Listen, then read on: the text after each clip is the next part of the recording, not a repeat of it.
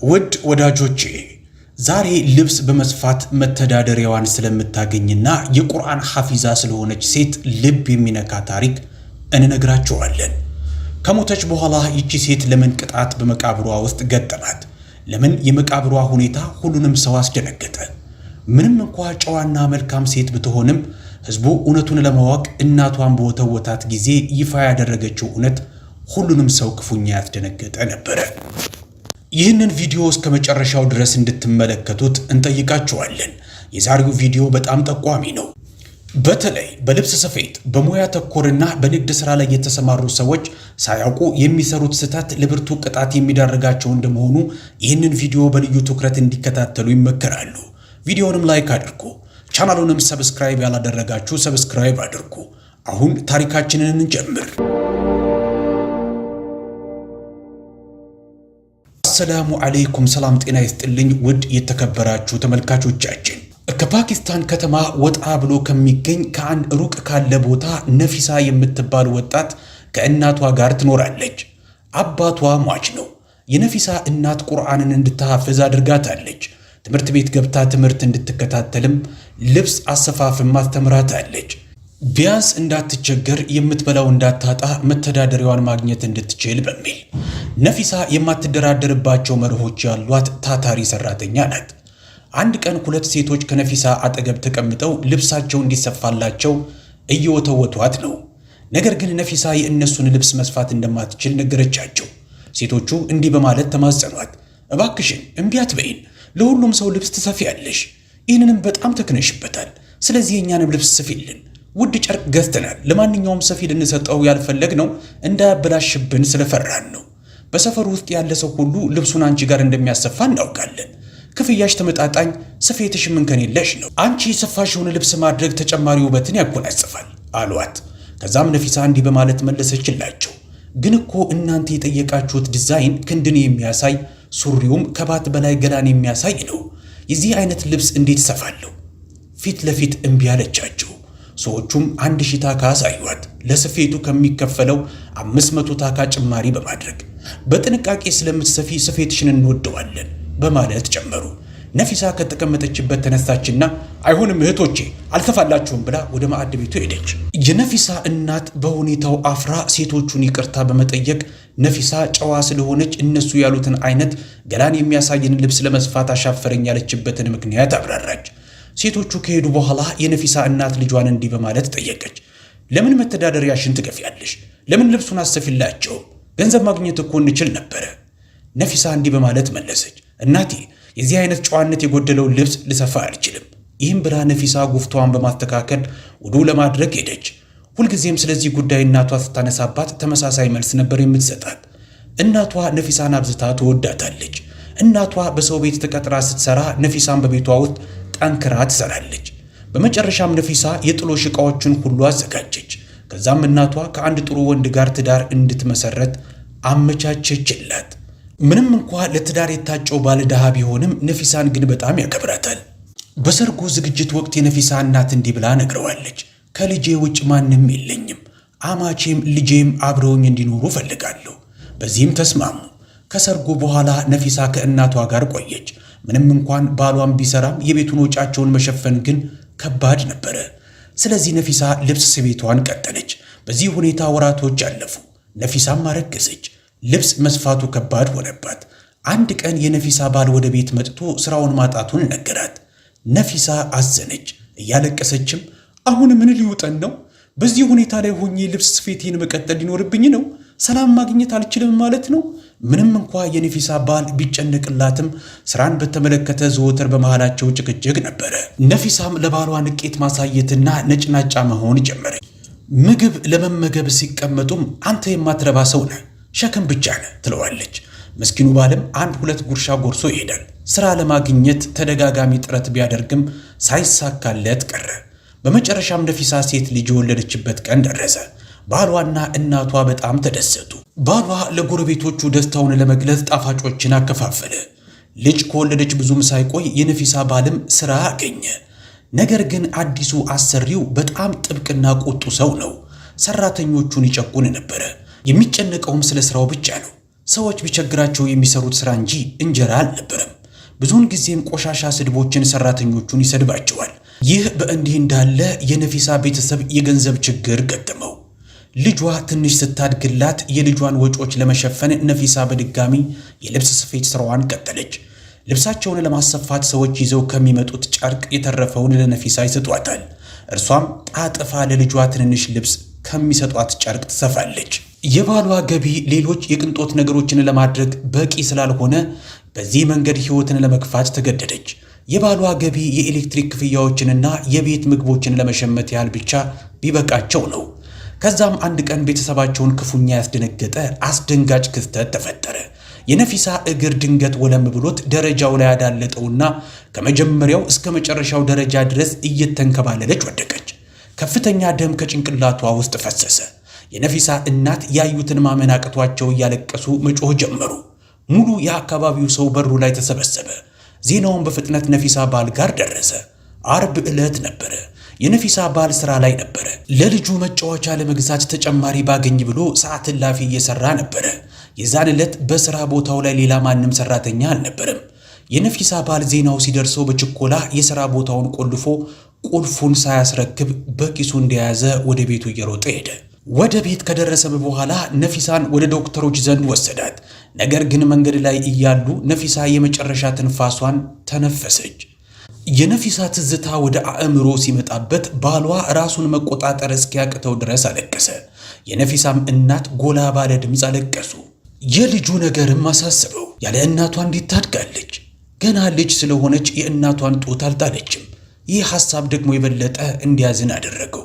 ሁሉም ሰው በነፊሳ ድንገተኛ ሞት አዘነ።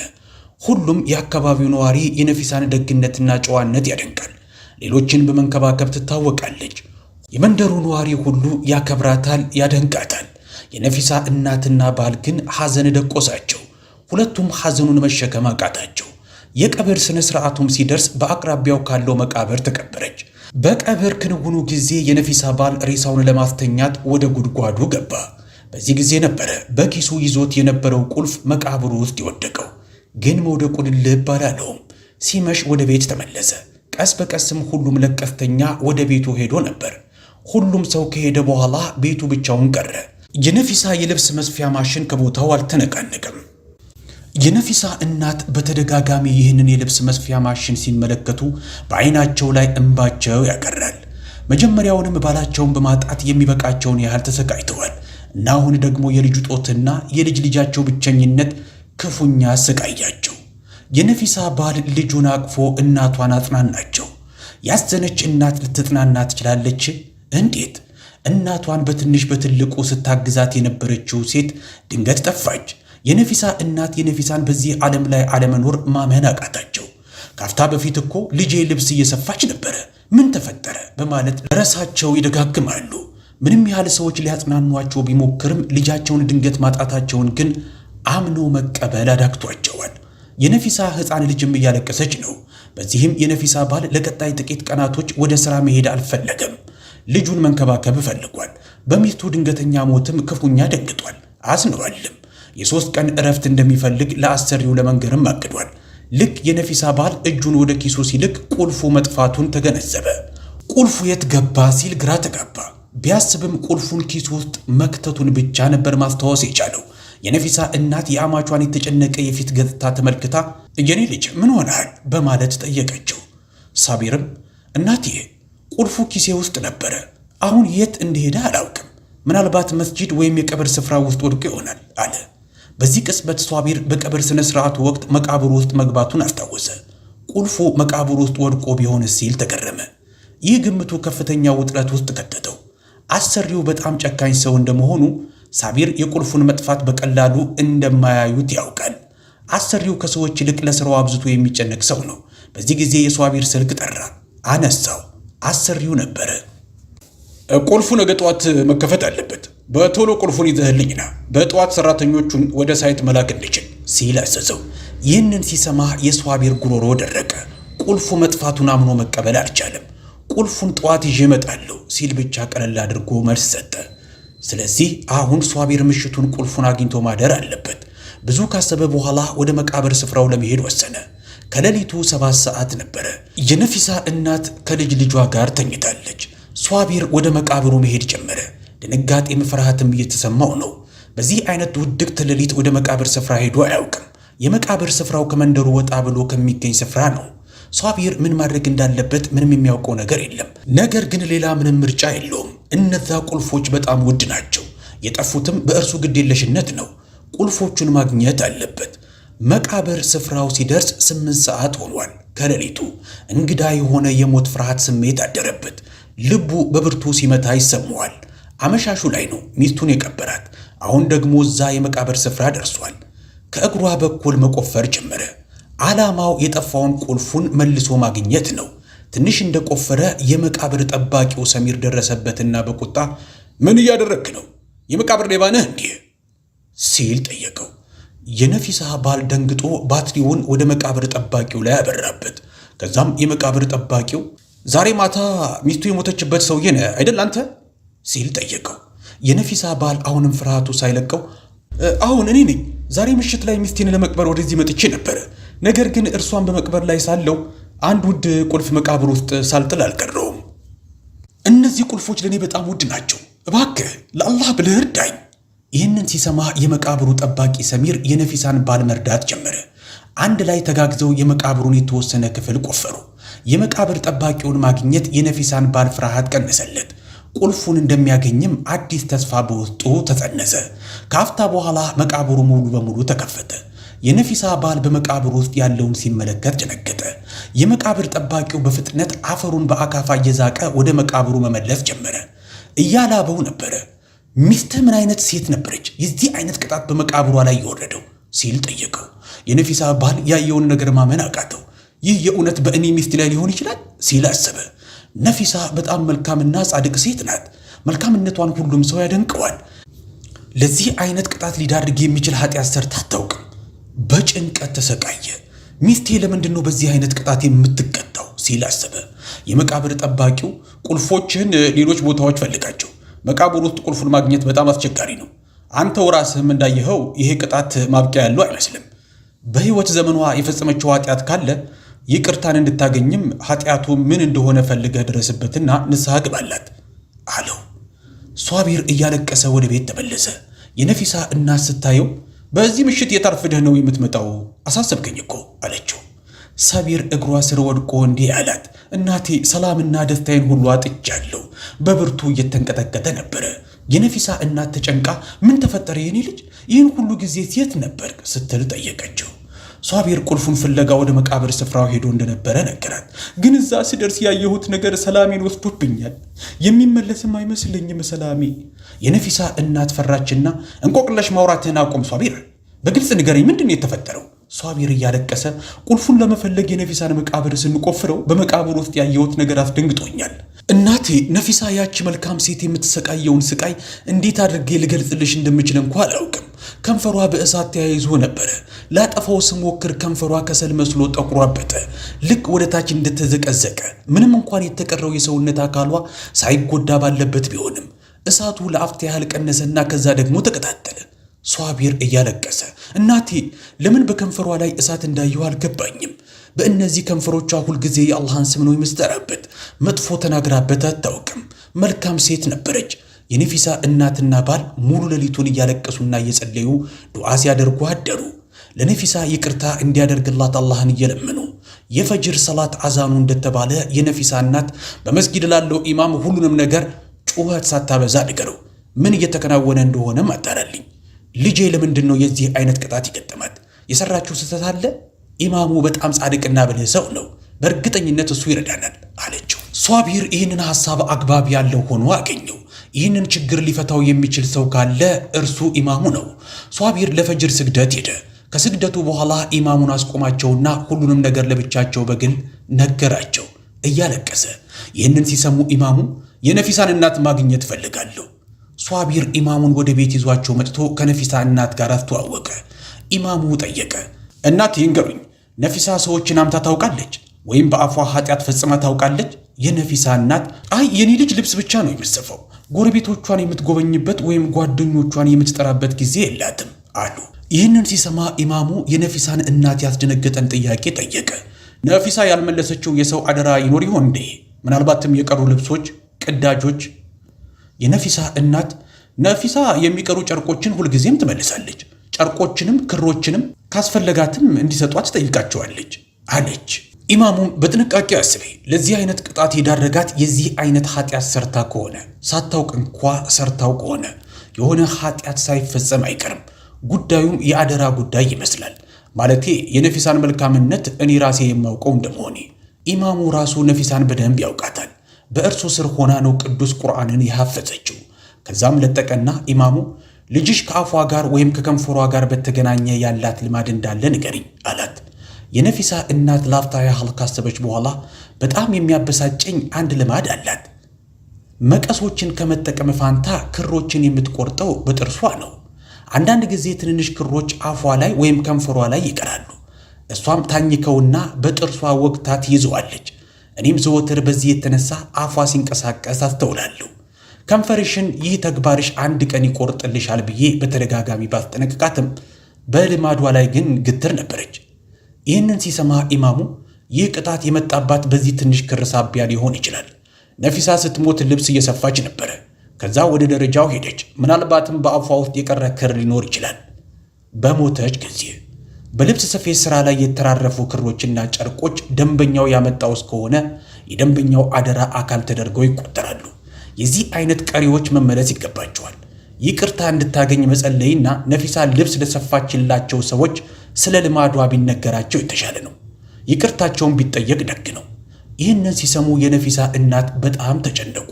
ጉዳዩ ትንሽ ነገር ይመስላል። ነገር ግን በዚህ የተነሳ ነፊሳ የዚህ አይነት ከባድ ቅጣት ይገጥማታል የሚለው ሐሳብ መጥቶላቸው አያውቅም። ነፊሳ ልብስ የሰፋችላቸውን ሰዎች ሁሉ ሰበሰቡና የልጇን ትንሽ ልማድ አብራሩ። እናም ይቅርታ እንዲያደርጉላት ጠየቋቸው። ጉዳዩ ተራና ትንሽ ጉዳይ ይመስል ስለነበረ ሁሉም ሰው ለነፊሳ ይቅርታ አደረገላት ወዲያውኑ። ለአንዳንዶቹ ኃጢአትም አልመሰላቸውም። ነገር ግን ከሰዎች ግንዛቤ አንጻር ትንሽ ተብሎ የሚታየው ነገር በመለኮታዊው ፍርድ ከባድ ሚዛን ሊሸከም ይችላል። ሁሉም ሰው የነፊሳን መልካም ተፈጥሮና ሥራ ያውቃል። በመሆኑም ይቅርታ ካደረገላት በኋላ ሄደ። የዛን ዕለት ማታ የነፊሳ እናት ለአማቿ ለሷቢር እባክህን ወደ መቃብር ሂድና በድጋሚ ቀብሯን ከፍተህ ቅጣቱ ከላይዋ ላይ መነሳቱን ለቅጣቷ እውነተኛውን ምክንያት ማወቅ እፈልጋለሁ። የእውነት ይህ ነገር የተፈጠረው በትንሽ ክር ሳቢያ ነው? የዛን ዕለት ማታ ሷቢር ወደ መቃብሩ ተመልሶ ሄደ። ከሌላው ሰው ጋር በመሆን የነፊሳን መቃብር ከፈተው። ሬሳውን በጥሩ ሁኔታና ቅርጽ ላይ ሆኖ አገኙት። ጥሩ መዓዛም ከስሩ እየመነጨ ነበረ። የቅጣቱን መኖር የሚያሳይ ምንም አይነት ምልክት በላይዋ ላይ አልነበረም። ሷቢር በመቃብር ውስጥ ጠፍቶበት የነበረውን ቁልፍም አገኘ። ቁልፉን አነስቶ መቃብሩን በድጋሚ ዘግቶ የተፈጠረውን ለነፊሳ እናት ለመንገር ወደ ቤት ተመልሶ ሄደ። እርሷም ዜናውን እንደሰማች ከልጇ ላይ መለኮታዊ ቅጣት ስለተነሳላት አላህን አመሰገነች። መንደሬው ስለዚህ ገጠመኝ ሲሰማ የዚች አይነት ደግ ሴት በትንሽ አደራ ጉዳይ የተነሳ የዚህ አይነት ከባድ ስቃይ መቀበሉ አስገረማቸው። ሁሉም በአንድነት ንስሐ ገቡ። የአደራን ጉዳይን በቀላሉ ማየት አቆሙ። ከትንሽ እስከ ትልቅ ያለውን አደራ ሁሉ በቁም ነገር ማየት ጀመሩ። ከዛ ቀን ጀምሮም በዛ መንደር ውስጥ ያሉት ነዋሪዎች ትንሽ የምትባል ዕቃ እንኳ ብትሆን ለትክክለኛ ባለቤቱ በፍጥነት መመለስ ተጀመረ። ምንም እንኳ ነፊሳ ብታልፍም ዘወትር ስለ እሷ እያሰቡ ዱዓ የሚያደርጉላትን ሐዘንተኛ እናቷንና ባሏን ጥላ ነበር የሄደችው። ነፊሳ ከሄደች በኋላ እንኳ መዓዛዋ እንደሚቀር አበባ ነበረች። በጥሩ ግብረ ገቧና ባህሪዋም የተነሳ በሁሉም ሰው ልብ ውስጥ ሕያው ነበረች። ትንሽ ክርን በጥርስ በጥሶ በአፍ አኝኮ መጥፋት ትንሽ ተራ ነገር ቢመስልም የዚህ አይነት ልማድ ያላቸው በርካታ ልብስ የሚሰፉ ሰዎች አሉ። ትንሿ ክር እንኳ የደንበኛው አደራ አካል ናት። ይህ ጉዳይም ሰውየውን እስከ መቃብር ይከተለዋል። የዚህ አይነቱ ግዴለሽነት ወደ መለኮታዊ ቅጣት ሊመራ ይችላል። ይህ ቪዲዮ ትንሽ ነው፣ ተራ ነገር ነው በማለት የሰውን አደራ እንደ ራስ ቆጥረው ለማይመልሱ ሰዎች ማስተማሪያነት እንዲውል ሲባል የተዘጋጀ ነው። በእምነት ጉዳይ ውስጥ አደራን አትካዱ። እያንዳንዱ ዕቃ ከክር እስከ ቁልፍ ያለው ለባለቤቱ መመለስ ይገባዋል። ይህ ታሪክ አንዳች ቁም ነገር እንዳስተማራችሁ ተስፋ እናደርጋለን። የአደራን ከባድነት የማያውቁ እንኳ ከዚህ ሊማሩ ይችላሉ። ሌሎች በአደራ መልክ ለሥራም ይሁን በሌላ ጉዳይ የሰጡንን ዕቃ በታማኝነት እንመልሳለን የሚል ቁርጥ አቋም ዛሬውኑ እንያዝ። በመጨረሻ ከአላህ ይቅርታውን እንሻለን። አላህ ሆይ ኃጢአታችንን ሁሉ ይቅር በለን፣ ለሟች ዘመዶቻችንም ጀነትን ይችራቸው፣ አሚን። ይህንን ትርጉም ያለው ቪዲዮ ከቤተሰቦቻችሁና ከወዳጆቻችሁ ጋር ተጋሩት። ቪዲዮውንም ላይክ አድርጉ። ኮሜንት ላይም ጌታዬ ሆይ ይቅር በለን፣ አላህ ሆይ ይቅር በለን በማለት ጻፉ። ምን ያህሎቻችሁ ሙሉን እንዳያችሁት ለማወቅም እንድንችል መጨረሳችሁን ኮሜንት ላይ አሳውቁን። በሌላ ቪዲዮ እስከምንገናኝ ቻናሉን ሰብስክራይብ ያላደረጋችሁ ለተመሳሳይ መልእክቶች ቻናላችንን ሰብስክራይብ አድርጉ። ሰላም ቆዩን። አሰላሙ አለይኩም ወራህመቱላሂ ወበረካቱ።